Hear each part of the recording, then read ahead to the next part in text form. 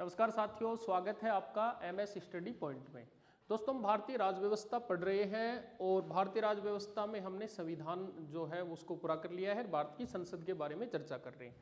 पिछली दो क्लासें संसद के बारे में हमने एक तो सामान्य जानकारी और एक नए संसद भवन के बारे में जानकारी जुटाई है। चूंकि आपको पता है संसद के 3 अंग हैं, लोकसभा, राज्यसभा और राष्ट्रपति। तो अब हमें एक एक अंग के बारे में चर्चा करनी है। आज सबसे पहले हम पहले अंग के बारे में चर्चा करेंगे आज की जो क्लास है उसमें, और वो है आपका लोकसभा। तो मैं आज लोकसभा के बारे में चर्चा करनी है। आपको अच्छी तरीके से पता है कि लोकसभा जो है उसका उल्लेख अनुच्छेद 81 में है और राज्यसभा का 80 में है। ठीक है बेटा। और बात कर रहे हैं हम राष्ट्रपति की तो 52 से 62। तो अब चर्चा हो रही है किसकी? लोकसभा की। अनुच्छेद 81 में इसका उल्लेख है। सबसे पहले उपनाम।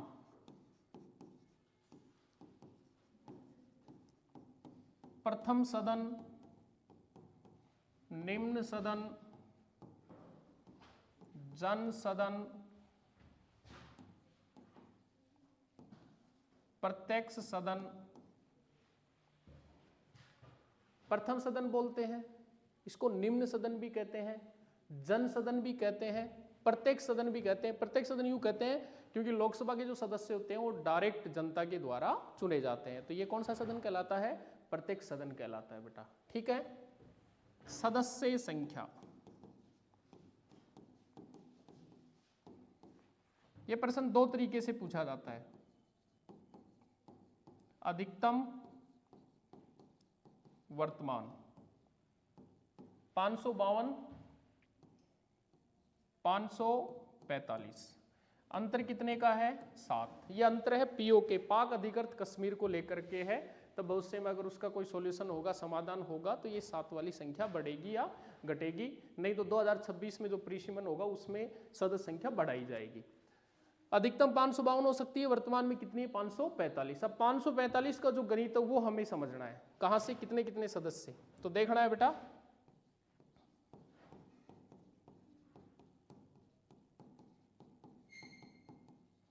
(530) राज्यों से निर्वाचित होते हैं, 13 केंद्र शासित प्रदेशों से, 7 दिल्ली और 6 अन्य, और 2 होते हैं मनोनीत। मनोनीत कौन करता है? भारत का राष्ट्रपति। समझो दोबारा से, 545 सदस्यों का जो गणित है वो देखना। 530 राज्यों से निर्वाचित हो गए, 13 केंद्र शासित प्रदेशों से हो गए, और 2 हो गए मनोनीत। मनोनीत कौन करेगा? भारत का राष्ट्रपति। अब ये भारत का राष्ट्रपति किसे करेगा, क्यों करेगा, वो सारी चीजें मैं आपको बताता हूं। देखो, संविधान का अनुच्छेद 331 ये कहता है कि भारत का राष्ट्रपति लोकसभा में 2 आंग्ल भारतीय अथवा एंग्लो इंडियन समुदाय के सदस्य मनोनीत कर सकता है। यह प्रश्न कितना अच्छा है और कितने तरीके से बन रहा है। एंग्लो इंडियन या आंग्ल भारतीय समुदाय कितने सदस्य मनोनीत होंगे? 2 होंगे। ठीक है। किस अनुच्छेद के तहत? तो अनुच्छेद 331 के तहत। मनोनीत करेगा कौन? तो भारत का राष्ट्रपति। किनको करेगा? एंग्लो इंडियन या आंग्ल भारतीय। अब प्रश्न ये उठता है कि साहब एंग्लो इंडियन या आंग्ल भारतीय कौन होते हैं? ये है इंपॉर्टेंट बात।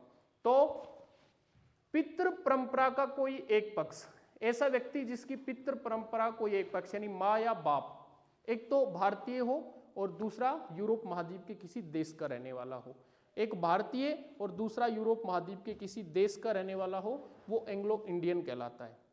और ऐसे एंग्लो इंडियन 2 सदस्यों का मनोनयन अगर उस समुदाय को लोकसभा में बहुमत नहीं मिला है या प्रतिनिधित्व नहीं मिला है तो उनका मनोनयन किया जा सकता है। ठीक है। अब राज्यों की बात हो रही, 530 राज्यों से निर्वाचित होते हैं। सबसे ज्यादा सीटें लोकसभा की यूपी में है, फिर महाराष्ट्र में है 48, और पूछा जा सकता है राजस्थान में लोकसभा की कितनी सीटें हैं? तो 25। सबसे ज्यादा लोकसभा की सीटें यूपी से कितनी? 80, महाराष्ट्र से कितनी? 48, और राजस्थान से लोकसभा सदस्य कितने हैं बेटा? 25 हैं। तो अभी तक हमने चर्चा की एक तो उपनाम पे और एक सदस्य संख्या पे। अब आगे चलते हैं। देखो बेटा, लोकसभा जो है उसका कार्यकाल को लेकर कितने प्रश्न बनते हैं? सीधा प्रश्न आता है कार्यकाल कितना होता है लोकसभा का? 5 वर्ष। पर यह इंपॉर्टेंट क्या है वो सुनो।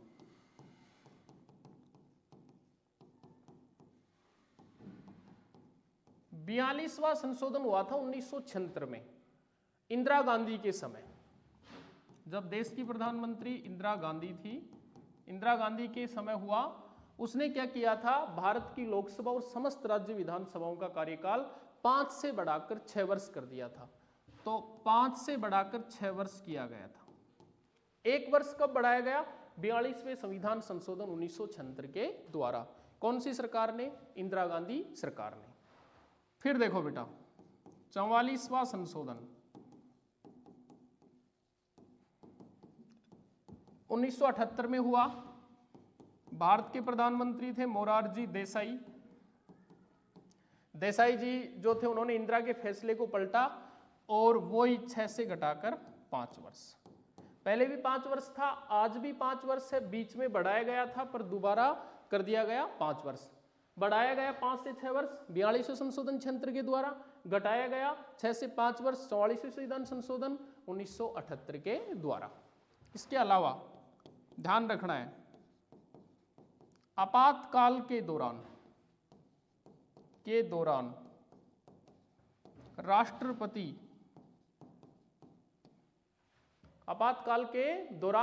राष्ट्रपति लोकसभा कार्यकाल 1 वर्ष के लिए बढ़ा सकता है।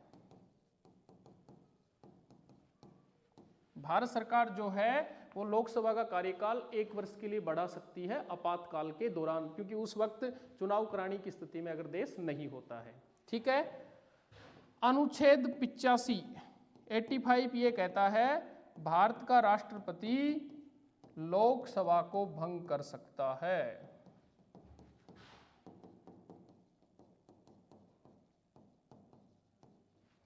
भारत का राष्ट्रपति लोकसभा को भंग कर सकता है केंद्रीय मंत्रिमंडल की सिफारिश पर। केंद्रीय मंत्रिमंडल अगर उसको सिफारिश भेजता है कि लोकसभा को भंग करना है तो भंग करने की शक्ति राष्ट्रपति के पास है। और वो किस अनुच्छेद के तहत? अनुच्छेद 85 के तहत। तो कार्यकाल 5 वर्ष, 42 संशोधन 76 के द्वारा 6 वर्ष हुआ, 44 संशोधन 78 के द्वारा दोबारा 5 वर्ष हो गया। आपातकाल के दौरान 1 वर्ष बढ़ाया जा सकता है। अनुच्छेद 85 के तहत भारत का राष्ट्रपति लोकसभा को भंग कर सकता है केंद्रीय मंत्रिमंडल की सिफारिश पर। तो उपनाम हो गए। उपनाम के बाद में हमने सदस्य संख्या पे चर्चा की है और फिर इसके कार्यकाल पे। देखो, अब हम बात करते हैं लोकसभा सदस्यों की योग्यता। यह भी काफी इंपॉर्टेंट बात है। तो वो भारत का नागरिक हो। नंबर 2, उम्र कम से कम 25 वर्ष हो। और नंबर 3, किसी लाभ के पद पर न हो। उम्र 25 वर्ष होनी चाहिए, भारत का नागरिक होना चाहिए और किसी भी लाभ के पद पर आसीन नहीं होना चाहिए। लाभ का पद प्राप्त उसने नहीं किया हो तो वो लोकसभा का सदस्य बन सकता है या लोकसभा के चुनाव में हिस्सा ले सकता है। अगर उसको जीत दर्ज होती है तो लोकसभा का सदस्य बनाया जा सकता है। ठीक है, आगे बढ़ते हैं। भारत में प्रथम लोकसभा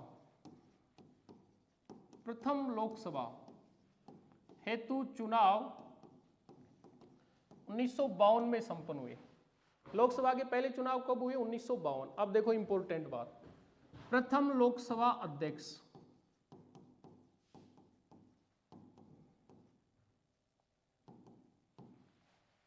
और प्रथम लोकसभा उपाध्यक्ष। प्रथम लोकसभा के अध्यक्ष कौन थे बेटा?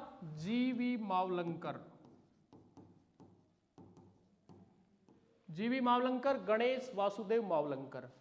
उपाध्यक्ष कौन थे? M.A. अयंगर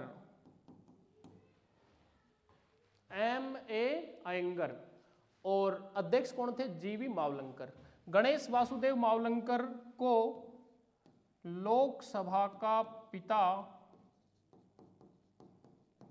अथवा जनक कहा जाता है। यह प्रश्न बार बार आता है। भारत में लोकसभा के प्रथम अध्यक्ष या पहली लोकसभा के अध्यक्ष कौन थे? जीवी मावलंकर थे, और मावलंकर को ही लोकसभा का जनक या पिता कहा जाता है। ठीक है। उपाध्यक्ष कौन थे? M.A. अयंगर, मैंक अनंत सेनम अयंगर।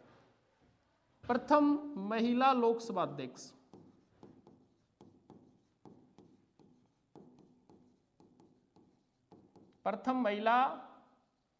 लोकसभा अध्यक्ष मीरा कुमार। ये अपने को ध्यान रखना है। भारत की प्रथम महिला लोकसभा अध्यक्ष कौन रही? तो वो रही मीरा कुमार। प्रथम अध्यक्ष कौन रहे? जीवी मावलंकर। प्रथम उपाध्यक्ष कौन रहे? तो M.A. अयंगर। ठीक है, आगे बढ़ते हैं बेटा। लोकसभा हम पढ़ रहे हैं जो भारतीय संसद का प्रथम या निम्न सदन है। बात करें लोकसभा के पदाधिकारियों की, मुख्य रूप से दो पदाधिकारी होते हैं, अध्यक्ष और उपाध्यक्ष। अब सबसे पहले हमें पता करना है कि अध्यक्ष और उपाध्यक्ष कैसे बनाए जाते हैं। बेटा, लोकसभा का चुनाव होने के बाद लोकसभा के जो सदस्य होते हैं सारे चुन करके आते हैं।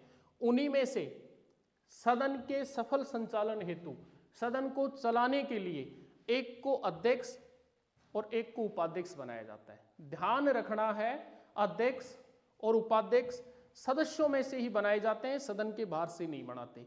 सर्वसम्मति से बना दिए जाते हैं, अगर नहीं बनते तो चुनाव हो जाता है। तो पहला तो इनका निर्वाचन सदस्यों में से किया जाता है। ठीक है, इनका कोई निश्चित कार्यकाल नहीं होता,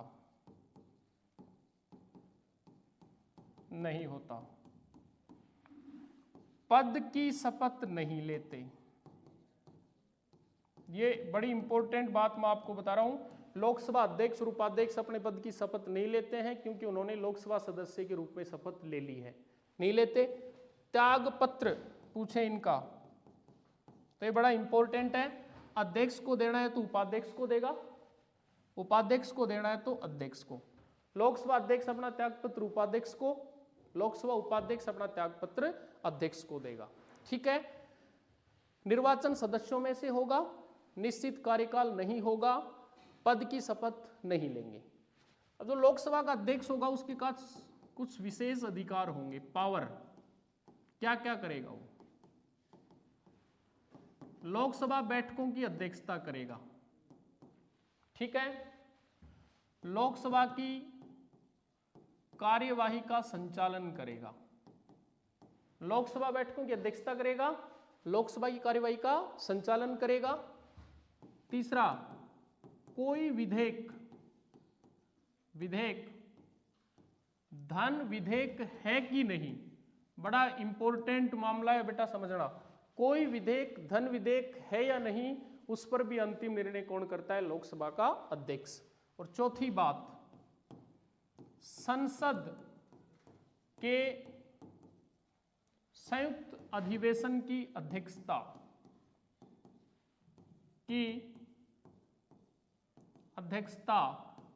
लोकसभा का अध्यक्ष करता है। समझना, एक बार बात हो रही है लोकसभा अध्यक्ष की, क्या क्या करेगा? लोकसभा बैठकों की अध्यक्षता करेगा, लोकसभा की कार्यवाही का संचालन करेगा, कोई विधेयक धन विधेयक है नहीं उस पर चर्चा करेगा, संसद के दोनों सदनों की अगर संयुक्त बैठक आयोजित हो रही है तो उसकी अध्यक्षता करने का अधिकार भी लोकसभा अध्यक्ष को है। तो आज की क्लास में हमने मुख्य रूप से लोकसभा के बारे में चर्चा की है। कौन सी लोकसभा के बारे में क्या क्या चीजें? उपनाम, सदस्य संख्या, उसके बाद उसका कार्यकाल के बाद में प्रथम लोकसभा और उसके पदाधिकारी। अगली जो क्लास है उसमें लोकसभा की जो बची हुई चीजें हैं उनके बारे में हम अध्ययन करेंगे। धन्यवाद।